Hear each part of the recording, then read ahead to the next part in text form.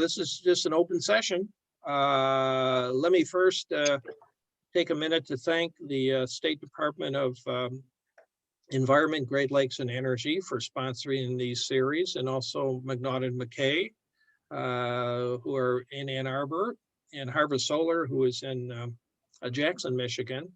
They've all been generous enough to kind of sponsor this series. And I just remind you that, we have kind of diversified what started out as My Solar Stories. So now the first week is the first Thursday of the month is Ann Arbor Solar Stories that are hosted by Julie Roth from Ann Arbor. And then the second Thursday is a clean energy seminar, which covers a variety of different topics, hosted by another GLREA board member, Mark Levy of Ann Arbor. And then the third Thursday is Detroit Solar Stories, hosted by another GLREA board member, Diane Van Buren. And then the fourth Thursday is either a My Solar Story or one of these kind of open-ended energy Q&A sessions. We have an extra Thursday this month, and so John Freeman next Thursday is going to discuss a new GLREA Solarize model that was kind of a spinoff based on the very successful Ann Arbor Solarize program, which is a program to kind of encourage and help people who are buy solar systems at a discounted price. So we're hoping to help communities kind of implement a Solarize program. And so John's going to kind of lay out kind of what would be involved and how GLREA can be helpful with that. And so let's see, with that, let me just open it up to any questions people have about renewable energy, or I guess energy in general. Any comments or questions? You can raise. Or topic you want to talk about. Yep, that too. Is there a topic that is of particular interest to folks? Yes, Dale, go ahead. Does anybody know what's going on with Joe Bellino and the legislation that's still in the Energy Committee in the House? Is there any update on that? Go ahead, John. Sure, Dale. The legislature is on recess for the summer. They normally finish at the end of June when they finish the budget, and then they come back usually after Labor Day. And the last rumors I heard, and you may know some of this already, that there was a compromise version of the 1% bill that was being bandied about that essentially would raise the 1% to 5%. And it would be, it'd be implemented in a couple of phases. And we weren't necessarily super pleased with that because we thought we had the votes for the original bill. But if the rumors were true that the utilities had kind of agreed to that, then maybe it might be worth accepting, because obviously if we eliminated the most strident opposition, then it would make it much easier to actually enact that. And my feeling when I heard that was, even though it's not ideal, it would buy us time, a few years or a number of years, so we could build up the grassroots constituency in support of lifting the ban entirely. But it turned out that I'm not sure that was all that true, because Bellino never actually convened a meeting to bring that kind of new draft version up. And so it's unclear whether he didn't hold the hearing or schedule a hearing because A, the utilities didn't sign off on it, or B, he was getting pressure from the sponsor of the bill who wanted the cap completely eliminated. He wasn't happy with it, Markkinen from the UP. So it's unclear. And then of course, when the legislature recessed for the summer, that includes Bellino as well. So we're hoping that he will, when they come back in the beginning of September, that will resurrect that bill as well as take up the community solar bills, which have been two bills, and they've been introduced in a bipartisan package. And they are also been assigned to the House Energy Committee. So we're hoping he will hold hearings on those as well. So that's what I know. Thanks, John. Stay tuned for the next page. I actually, just one other follow-up comment, Dale. I will probably in early August send out an email asking people to send letters or emails to Bellino's office to tell him to schedule a hearing and a vote on the bill. Trying to put some pressure on him to do the right thing, so stay tuned. Yeah, other questions, comments, topics that you'd like to cover? Just go ahead. This is a small group, so you can just unmute and go ahead and make your comment or question. Go ahead.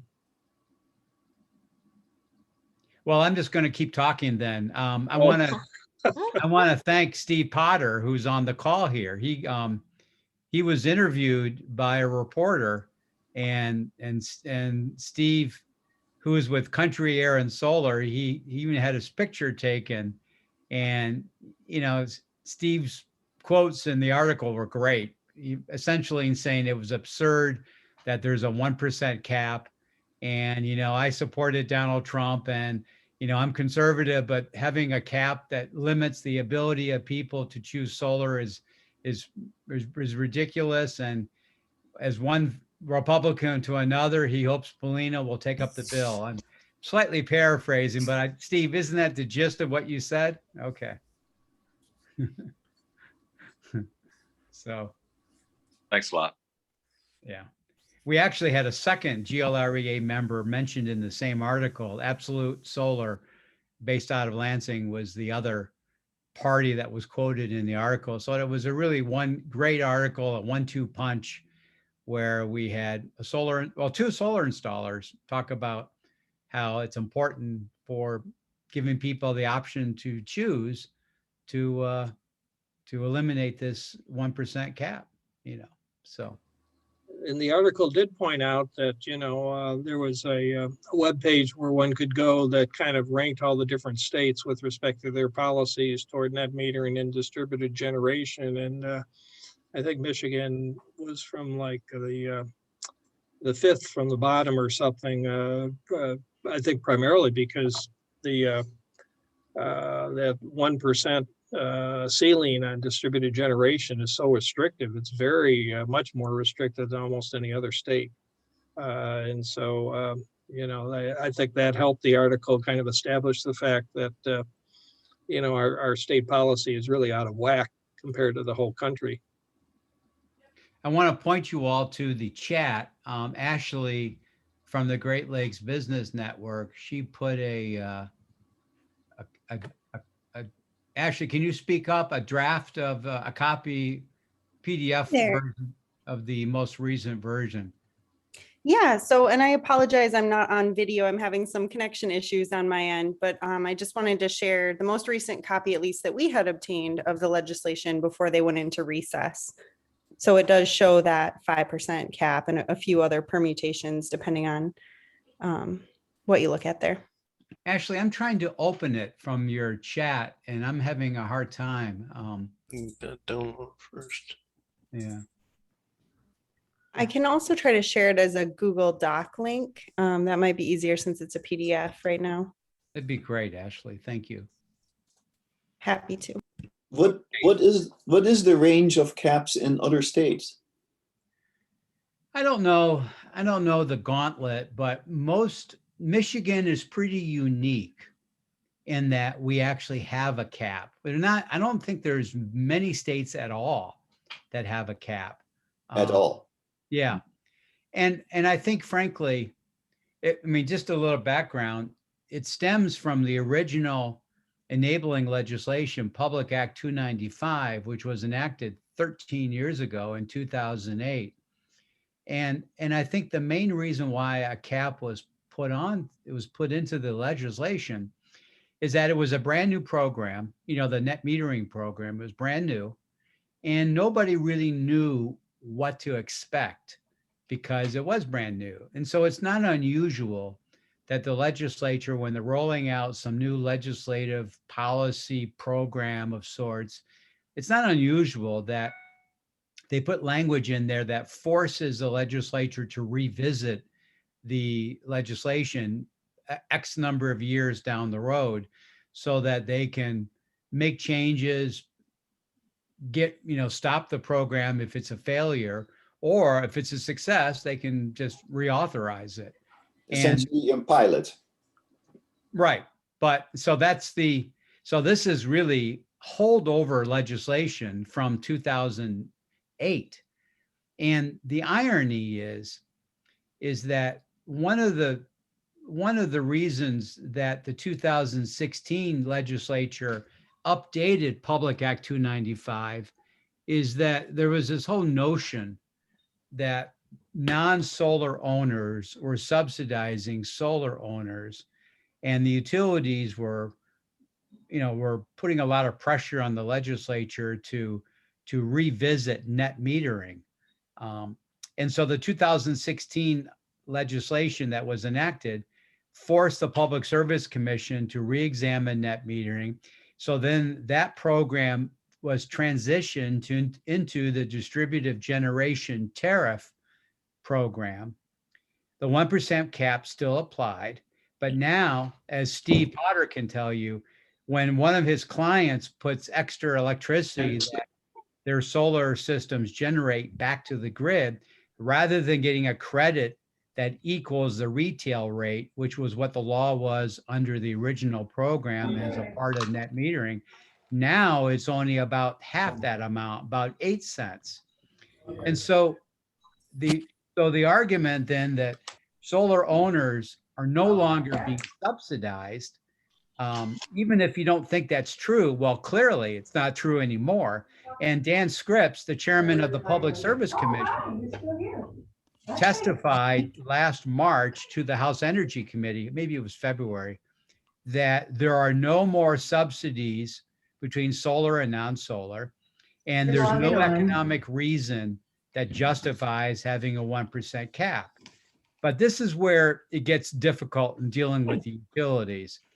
They were saying, up until 2016 that solar owners are being subsidized. And then the legislature acted, the Public Service Commission acted. Now Dan Scripps says they're no longer being subsidized, but the utilities keep telling legislators that they're being subsidized. And so they really are not honest brokers, not honest actors.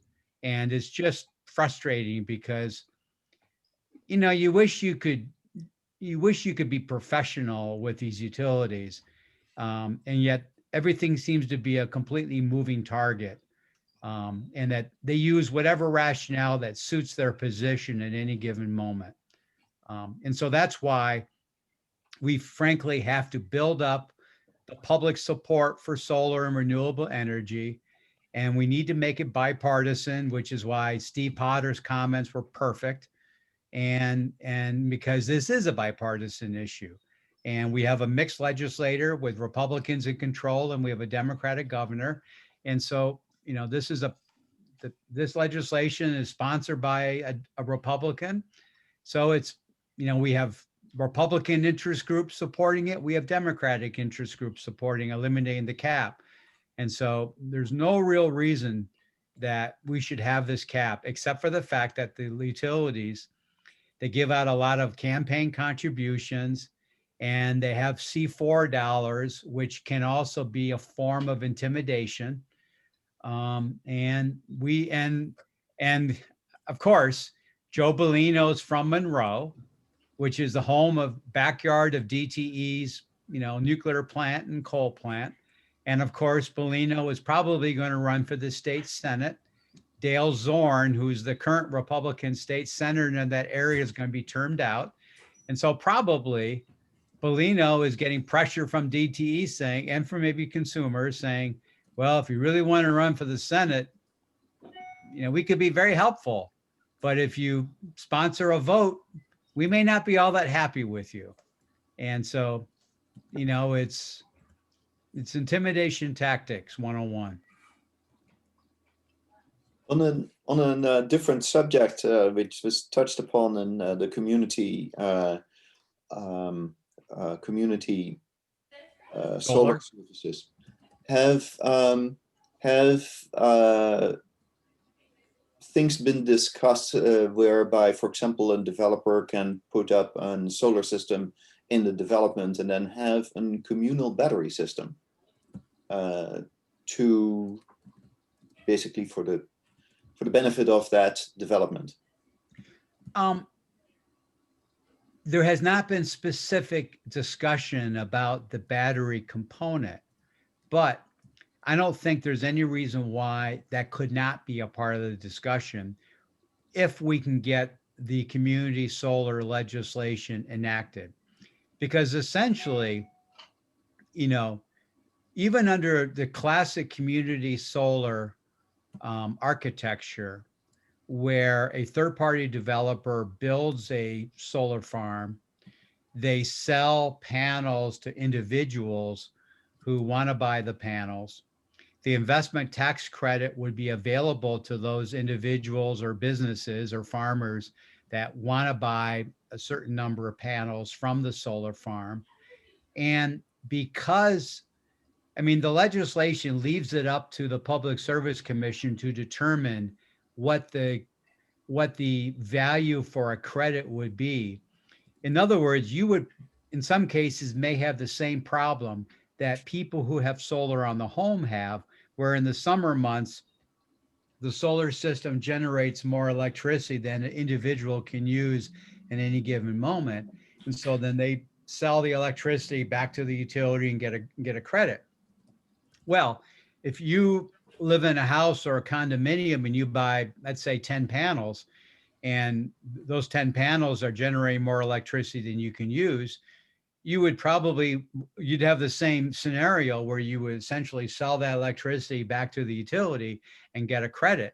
Well, because the actual credit has gone down from the net metering rate of a match in the retail rate, now it's down to 50%, that in some cases, people are buying solar systems with a battery component. So rather than exporting the extra electricity back to the grid and back to the utility for them to reuse, they're just dumping into a battery system and drawing from the battery during the evening. So I could definitely see a scenario where a third-party developer in the process of selling panels to a community solar client, they could maybe offer the option that those 10 panels could be connected to a battery at the community solar location. And then so that way the client could do the same thing as if the panels were on their home. They could draw the electricity from that battery system that's connected to those 10 panels and then have a flow or have it be credited back to the person's utility bill. So I think anything's possible. The challenge,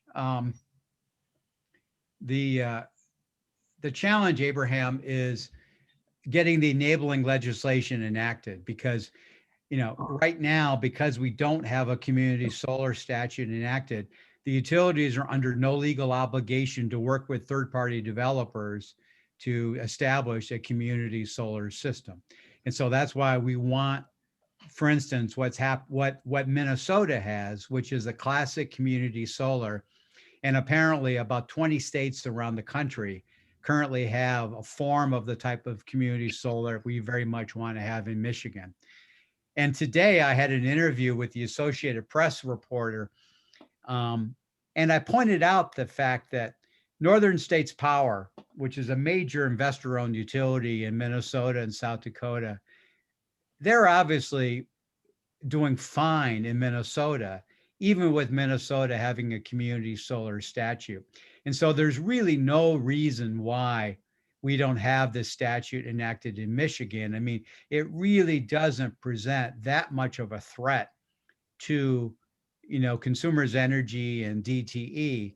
And I pointed out the fact that, and I think we've talked about this off and on over the last few years, that with the transition to electric cars and the new pressure for new homeowner developments to be built to be electrified, no more natural gas heating, because of the carbon pollution problem with natural gas, that this represents a new market for the utilities that they can tap into to sell electricity to. So even though they will lose a little, they'll lose some customers through normal solar and through community solar, they're going to make up more than that, hand over fist, by the fact that, you know, more and more people in Michigan are going to power their cars with electricity.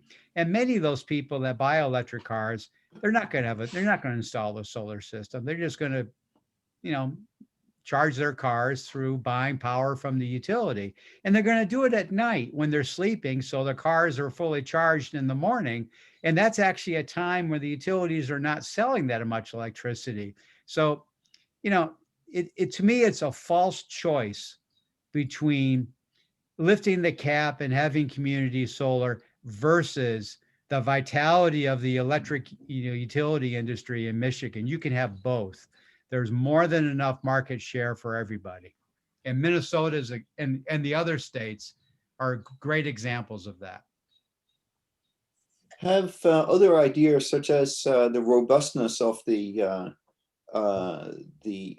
electric infrastructure been floated in Michigan, whereby the utility could actually charge during the nighttime community-owned battery systems?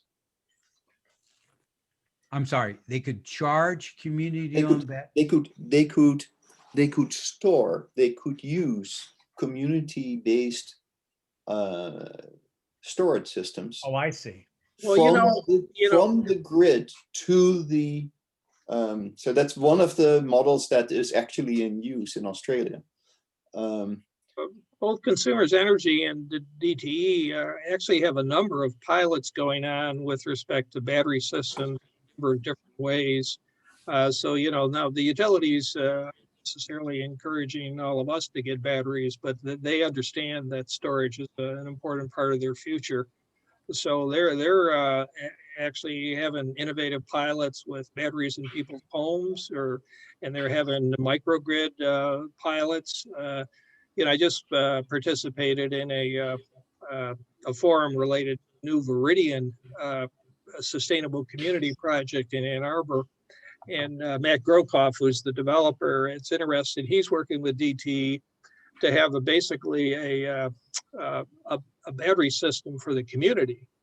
Now, the battery system, of course, would be owned by DTE, and they would manage it because just like the utilities like solar and wind now, and they like storage, but they do want to own it and manage it.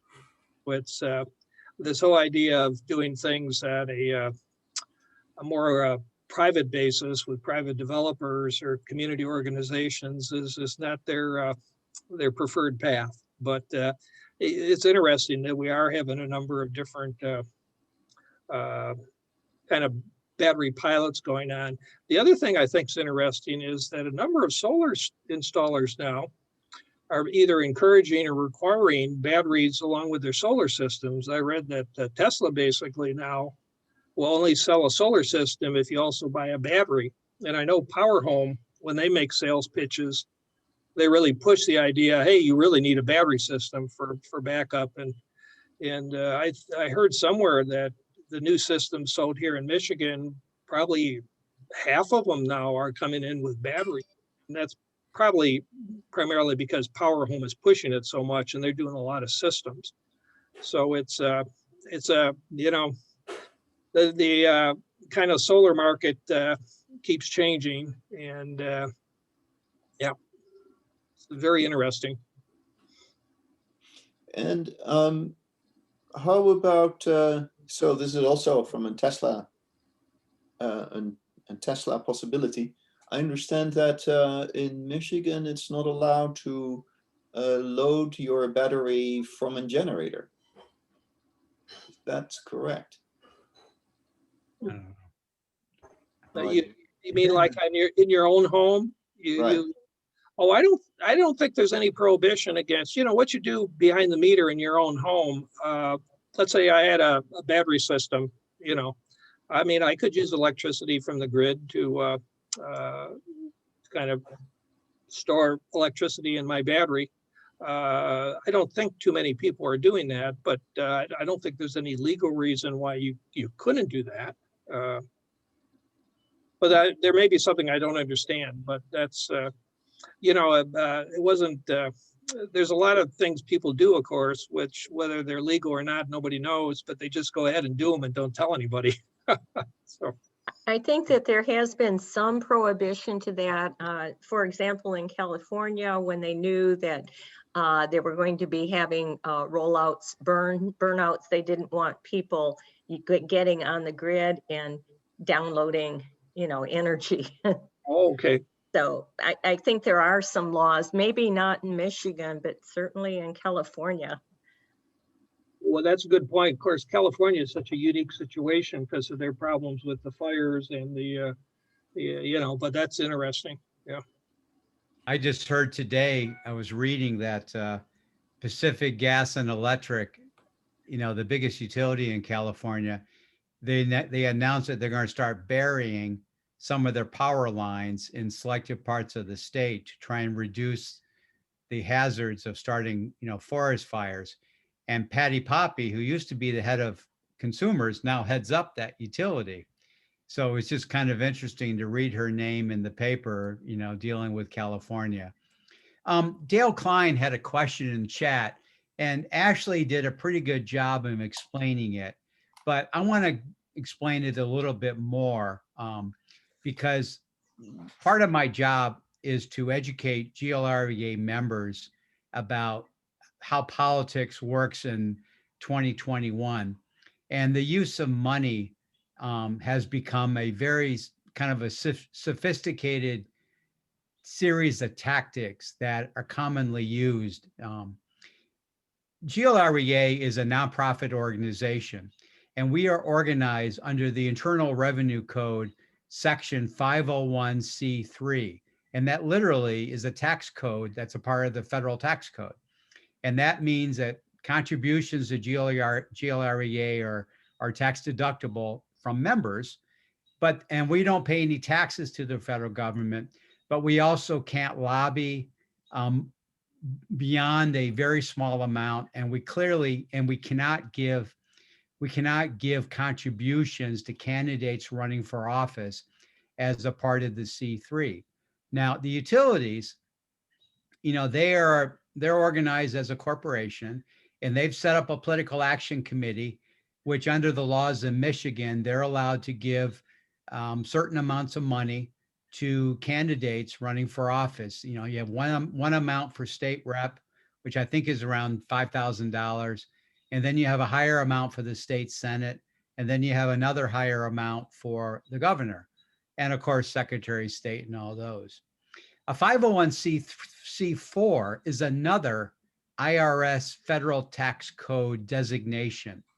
And again, the organization that's formed under a 501c4, they don't pay taxes to the federal government, but contributions into a C4 are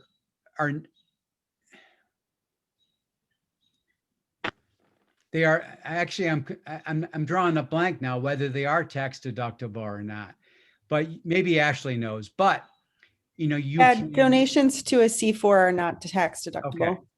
But you can do unlimited amounts of lobbying under a C4 organizational framework. And you can't use C4 dollars to give direct contributions to a candidate, but you can spend money independently in support of the candidate as long as you don't coordinate with the person running for office. And the utilities, they have created a number of organizations organized as a C4. They have fancy names, and the utilities give them a lot of money. They control them, and then they can spend unlimited amounts of money on behalf of candidates running for office or against candidates running for office. And the classic case in recent history is Representative Gary Glenn. Gary Glenn was the chairperson of the House Energy Committee. And when he was in charge, this is about 4 years ago, he held hearing after hearing, trying to expose the practices of the utilities. And he was not a friend of the utilities at all. So he was a big thorn in their side. Gary Glenn's 6 years was up in the House, and he wanted to run for the state Senate. And again, in Gary's neck of the woods, it's a total Republican state representative seat. And the state Senate district he was going to be running in is also completely Republican. So the primary is everything. And so when he filed to run for the Senate, he had some competition by another fellow Republican. And so Consumers Energy spent millions of dollars essentially through one of these C4 organizations, being extremely critical of Gary Glenn. And then they spent tons of C4 dollars praising Gary Glenn's Republican primary opponent. And they also, of course, gave PAC contributions. They maxed out to Gary Glenn's opponent and didn't give Gary any money for his election campaign for the Senate. And so Gary was overwhelmed by money against him through the C4 organizations. And so Gary's opponent won the primary, and he's in the Senate now, whereas Gary Glenn is out of public office. And so that's just an example of C4 dollars. And going back to Dale's questions regarding the 1% bill, the C4 organizations operated by DTE and consumers, they started to run digital ads on Facebook being critical of lifting the 1% cap. And they had all sorts of what I would call false reasons, pretty much lies, to be blunt, about the 1% bill. And they weren't being truthful, but it was a way of influencing the members on the House Energy Committee not to support the bill. And so that's just an example how 501c4 dollars can be used either to help or hurt candidates, or they can use them in terms of helping or support issue advocacy in terms of legislative work. Thank you. Other topics, questions, comments? Anybody? I'll make a comment. Sure. You know, I hear this, there seems to be this false dichotomy of the small rooftop solar installers versus the big IOUs. And I think that's a false dichotomy. We are in some serious trouble right now. I mean, we've got forest fires burning out west. We got farmers that can't raise crops because of drought. You know, California and China are under tremendous floods because of the global warming and that sort of thing. We need to cut loose everybody that possibly can to build as much renewable energy as possible. That means lifting the cap on rooftop solar, individual solar system, or wind systems, whatever the case may be. We also need to be helping some of the IOUs and other big utility companies overcome some of the problems that are going on with at the township level, because there's a lot of blockage being supported by big coal. There's a lot of evidence that, you know, big coal is blocking these wind farms and solar farms. There's a lot to be done, and everyone's energy needs to be turned loose against fighting a common enemy at this point in time, so we can survive. I mean, maybe 10, 20 years from now, when we got this problem a little more under control, we can start talking about some of these issues. But right now, I think everybody's energy needs to be turned loose so we can do that. And you know, people who desire to have the rooftop solar should be allowed to do so. You know, we need to help out some of the big IUs. This is, I think, a false dichotomy that's being built up. I think John Freeman kind of hinted towards that a little bit, that with cars being electrified and that sort of thing, there's going to be plenty of business for everybody. And that's my humble view on this. Well, you know, unfortunately, the New York Times just had an article that basically was kind of talking about how one option was distributed generation and another option was the big utility solar farms and wind farms. And yeah, I mean, basically it was not a good article because it's just like you're saying, Michael. I mean, they aren't really opposed to each other. They're just very complementary. And we need to do everything we possibly can. But the New York Times, of course, had to make it into kind of a conflict. So they kind of threw them out as two alternatives. And I, listening to that and reading the article, because it was on a podcast too, I was kind of frustrated that, you know, they were describing the situation as they were opposed to each other, which of course, that certainly is not the GLREA position. We just think that there need, like you're talking about, there needs to be as many options as possible. I so agree with you. I think part of the issue is that big coal is now realizing that solar, at least at on a large scale, is now less expensive than to build a new coal plant, and that they feel threatened.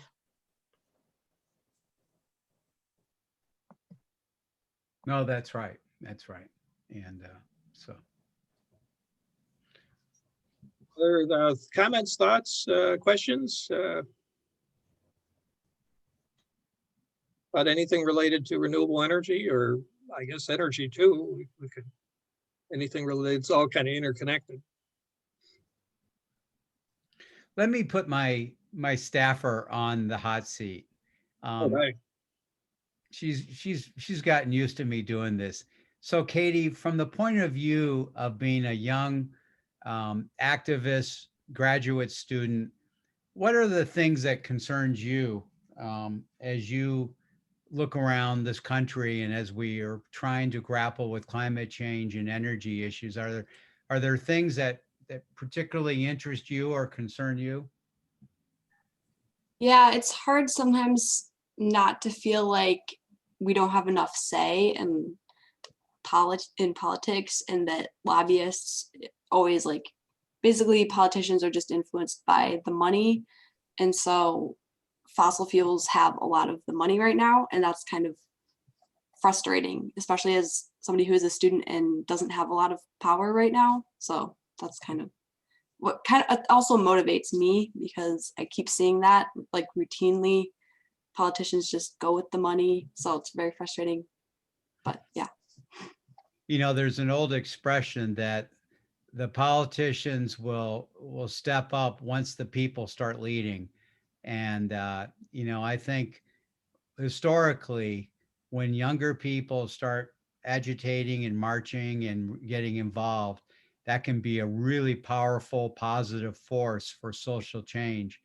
And that's why I'm really excited about your personal interest in this work, but also the, you know, the Sunrise Movement, which is being particularly active at the federal level in terms of being in support of the Green New Deal.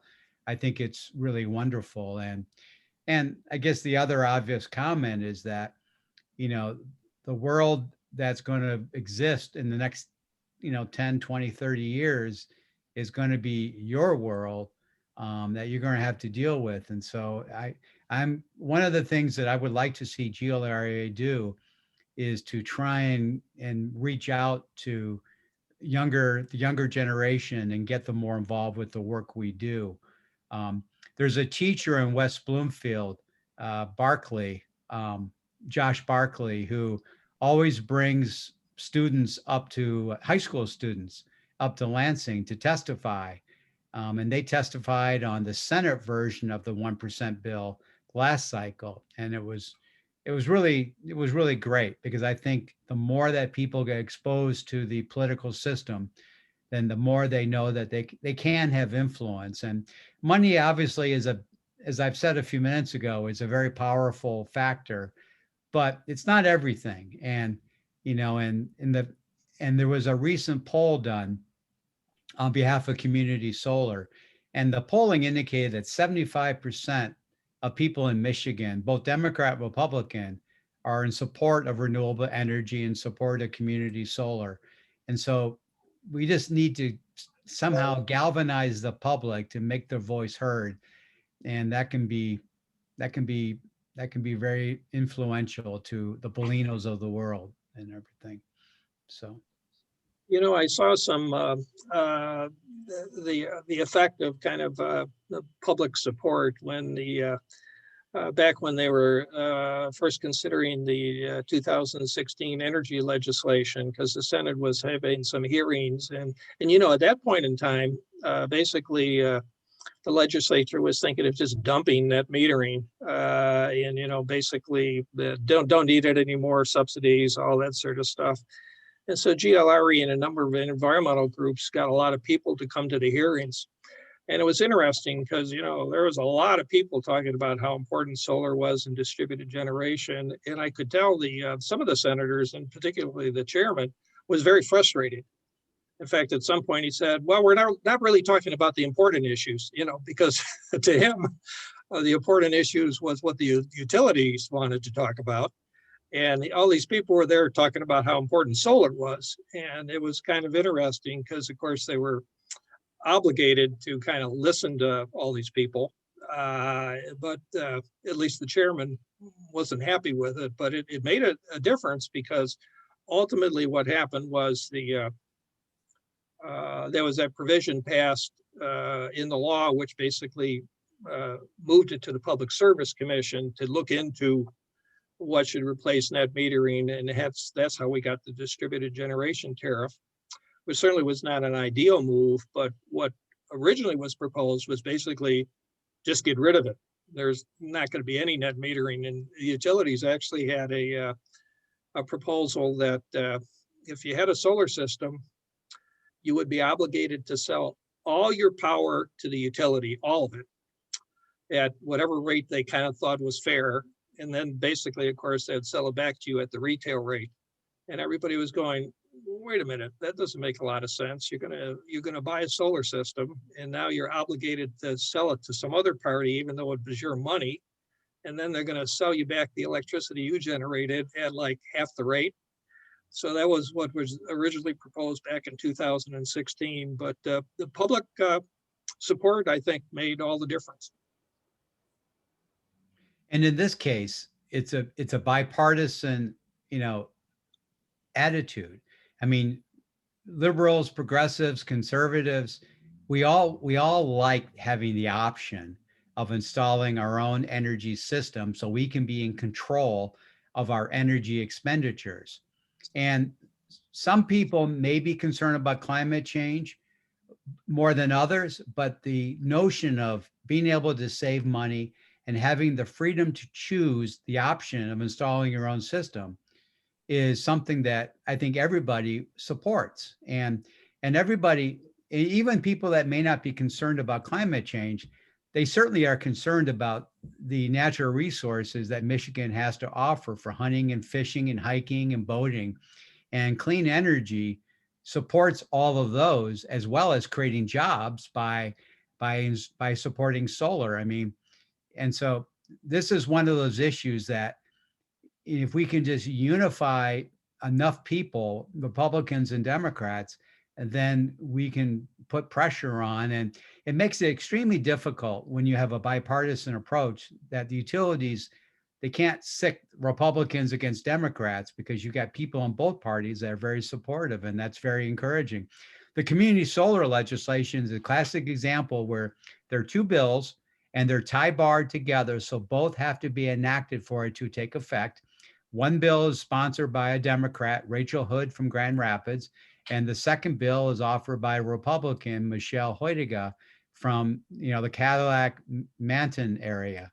And so that's a beautiful thing when both parties can come together and mutually work together. And so the enemy right now is frankly the entrenched utility interests, and they're all about preserving their business model and caring about their shareholders on Wall Street rather than taking care of the constituents. And the other thing I find amusing is that as the utilities incorporate more and more renewable energy into their portfolio, and as they're shutting down coal plants, which is good, they keep making the argument that they're in a better position to offer renewable energy than individuals are, because they have economies of scale and they can generate electricity at cheaper rates by having large solar farms.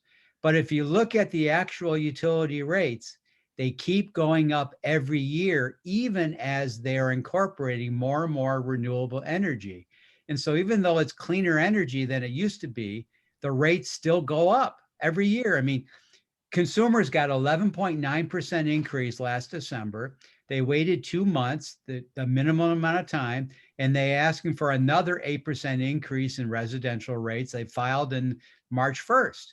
And so you can just see a constant trickle upward on the utility rates. And so that's why people want to have the option of installing their own solar system so they can be in control of their energy expenditures and not be held captive by the utilities. So.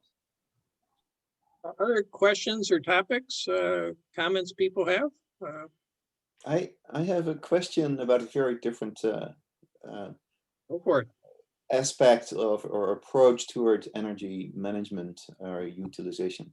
And that is, have there been discussions to require manufacturers of electrical appliances to be able to power these appliances according to, depending on rates or so time of use, or the balance of other appliances together, deciding who or which appliance can take priority of the energy use that's available. Are there any discussions like that? That is being done at the commercial level, okay? Where you can control everything, but certainly I think it would be very difficult to do that at the residential level. Well, I mean at the legislative level, and not necessarily waiting for the commercial side. No, just like I think, although I don't know for sure about US laws, but for example, to require toilets to have a certain amount of gallons, a fraction of a gallon per flush, for example, and limited legislatively to be more efficient in the use of water. I thought that is in effect in the United States to some It is. And that's one of the things that Trump railed against. He said that, right. He thought that was the same goes for major national issue, that there wasn't, the toilets weren't flushing properly enough, which is and the same goes for flow silly. restrictors in other ways. Well, you can do the very same on the electrical side. And in fact, I think certain things like nighttime current use during off-peak times are commercially, let's say, available. And yes, we're set up to be separate metering, but you don't need to. So I just wondered whether from that point of view, more efforts have been, or are there efforts, are there ideas from on the legislative side to do? Well, commercially and industrially, they are doing it from an economic standpoint because they pay higher rates for using more energy, during a high use time. And that's why they have different methods that they bring it down. I haven't heard of anything being done legislatively though. Has anybody? Because you can do the very same at the DTE had the 3-tiered energy charges. So nighttime at 4 cents, between 11 p.m. and 7 a.m. And if you had your washer, dryer, and so on and so forth, that you could energize during these particular times by just management equipment. So for example, Lutron and other types of management systems, you could shift your laundry, your dishwasher, etc., to these types of hours. And you could do that for a whole number of things. Well, in fact, it's done in other parts of the world. I mean, we've had federal energy efficiency standards, of course, for appliances and equipment for a zillion years. And, part of it, there's a real advantage doing it at the federal level because that obviously it it's across the whole country rather than state by state. And, you know, if you look at statistics, it's amazing how much energy has been saved through these various efficiency standards for furnaces and refrigerators. It almost covers lighting. It almost covers everything these days. What's interesting too is you know, once it started happening, the industry got on board because as far as they were concerned, if we had the same rules and we all had to live by the same rules, we're happy to compete with each other within the context of these energy efficiency rules. Now, the other thing that's interesting about appliances, I was told years ago, because of the nature of a lot of appliances and the electronics that they have in appliances, that to actually kind of control appliances from an appliance perspective wasn't difficult, but the whole system, in order to interact with the appliance, that was the challenge, apparently. And so, of course, there are smart homes going on work now. And so there is some efforts to kind of all of us to have smart homes so that Alexa will run our lives. But, you know, it's tricky when you get into legislation because there's always the issue of how much government control you should have on everyday life. But so, you know, usually what happens in the state level, I think, is they try to encourage certain behaviors with rates, basically, utility rates, right? And so that's why you're having time of use rates and the change to consumers' energy rates recently, where basically they're charging more during summer, during the week, kind of daylight hours, because that is happening. You know, the rates are gradually changing so that people will be encouraged, whether they do it manually or not, to kind of start using electricity more at night. So that's, but the mechanism that to kind of make that happen is typically the rate design that's under the control of the Public Service Commission. I know in other countries, though, obviously, they're able to do things for political reasons differently. Yeah. I think Bill, it'll you had be, a question. sorry. Abraham, another idea related to your question would be the utilities have different energy efficiency programs that they have to spend a certain amount of money to attempt to save a certain amount of electricity. So like all the light bulbs that you go to any store and the big stores, at least, you get cheap light bulbs because DTE or whatever utility is paying for half of the light bulb and you pay the rest. Maybe we could approach the Public Service Commission with any specific ideas that you have. I agree with what you're saying. Like, you could really save energy and increase the utility's nighttime loads, which is good for the utility, by doing things that there's been talk. I don't remember if it was on here. There was there's a company working on a water heater controller, and they have some pilot programs with some utilities where instead of battery storage, you have thermal storage. So what your water heaters, especially if it's an electric resistance water heater, uses a lot of energy.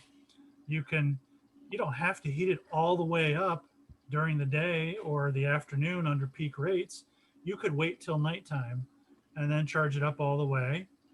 And then you might not have to run it at all. In my house, we have a heat pump water heater, an air source heat pump, and I have it set up with the rest of my system so that it changes the set point of the water heater.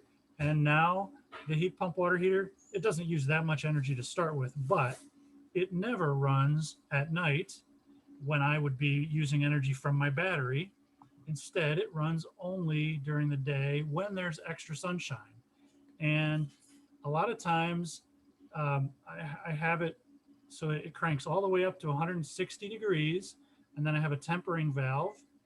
So even though the water is 160, it comes out to all the taps at 120 or so, and you never notice any difference, except it's got more capacity. So what I'd suggest is think about things we could suggest to Public Service Commission, to some sort of energy efficiency programs that would involve home automation, like to schedule appliances or water heaters or whatever to save energy, and maybe it could fit under that. That's a good idea. I think the only thing that I know of that utilities are doing, because it's so low cost and so cost effective, is programmable thermostats, which of course, Yeah. kind of like no brainers. But yeah, I think Dale, you got a good point. They probably could do all sorts of additional things. Well, Dale, I'll be, I'm game in something like that. In that management and coming up with proposals. I have a comment on that. This is Lee Andre. There's also some circuit breakers that you can program where your stove, which is a 220 outlet, could be connected to the same time as your air conditioner or maybe your car charger. And you set the priority. Whenever you start your stove, it gets the priority and your car shuts off. And as soon as you shut off the stove, the car starts charging again. That company in California, that group in California called Electrify Now, is saying if you want to have an all-electric home and an electric car, you can still do it on a 100 amp service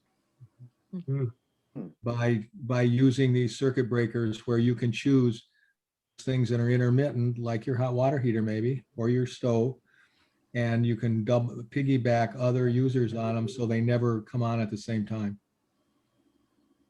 Thank you.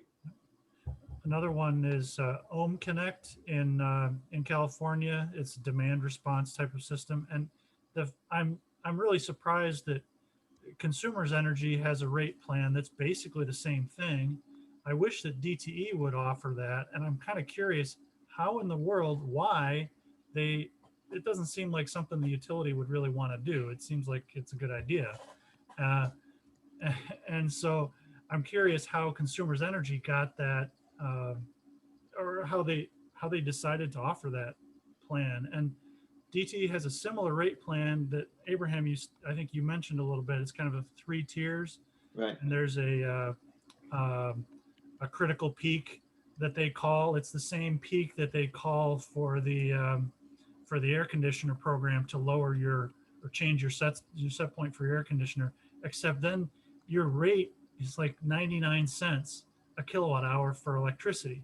And apparently, I kind of wish I was on Consumers Energy to just try this, but apparently you could, they do it based on, if you're signed up for this other program called Peak Savers Rewards, maybe I think it's called, and they will credit you 99 cents a kilowatt hour if you use less than you normally use during that critical peak time, which Wow. seems like a lot of fun to do. And if you had a battery, you could be able to, on regular non-critical peak days, you might be sending out some amount of power to the grid if you have extra solar, but and you might probably just charge your battery and definitely don't use any from the grid at those costs. But then on a critical peak day, you could discharge your battery back out to the grid at whatever your system is capable of. It might only be a couple of kilowatts at a time, but you could be making 20 or 30 bucks on that particular day that way. And it's effectively the same as the Ohm Connect program that they have in California. And I know people, or at least through the internet, people with battery systems that do exactly that in California. It helps the grid. It helps the system because it's supplying extra energy when they don't have enough peak capacity. So if anybody talks to Public Service Commission or DTE, ask them, why can DTE do the same thing that Consumers Energy is doing? Because Consumers is doing it, so they should be able to do it too. Yeah, and it's in their self-interest to do it too. I mean, they have good reasons why you would think they would want to do it, right? Yeah. I'm sure the billing would be trouble. They can't do the regular billing. So it's right. bad enough to do just a regular bill. And there's probably it's about 2 people that are interested. So Well, it's 8 o'clock. Why don't we wrap it up? But John, before we adjourn, do you want to give us a little preview for next Thursday's session? Sure. Katie and I, we're going to be talking about this new project that GLREA is working on. It's called GLREA Solarize. And like John said at the outset of this meeting, you know, the city of Ann Arbor with Julie Roth, they developed a program where people that are enthusiastic about solar, they would hold a house party, either in their home or over Zoom because of COVID. And they would invite their neighbors and friends to come to this meeting. In advance of this meeting, the host, along with Julie, would talk to a few solar installers and negotiate in advance a discounted rate for installing a solar if a certain number of individuals that came to the forthcoming house party would commit to getting solar. So the idea at these house parties is that we would be educating people about solar and then talking about how they could potentially install solar at a cheaper rate by working together with their neighbors and getting solar at the same time. This model has been very successful in Ann Arbor, and we want to work with it and export it around the state of Michigan to encourage, to help facilitate the education about solar and the benefits of installing a solar system. You know, and so we think this will accelerate the number of people getting solar and frankly help our business clients get more clients as well. But again, it goes back to what I talked about early on. The more people that get solar in the state of Michigan, we're building up a constituency of people that want to see the legislature act to enact policies that continue to support the expansion of solar. And so this is a model that seems to work quite well, and we want to try it in other parts of the state. And so we're going to be talking about it. We will provide copies of the model. Katie and I will be walking people through it. It's really pretty straightforward. It's nothing all that complex, but we think it's something that's very exciting. And GLREA will be providing support for people that are willing to work with us and willing to host a house party, either in person or on Zoom or a community center or even a local church. And so we're going to be talking about this and encouraging people to think about doing it. Well, hey, thanks to everybody for attending, and hope to see you next Thursday. And everybody have a good weekend. Take care. Thank you. Thank you. Take care. Bye-bye.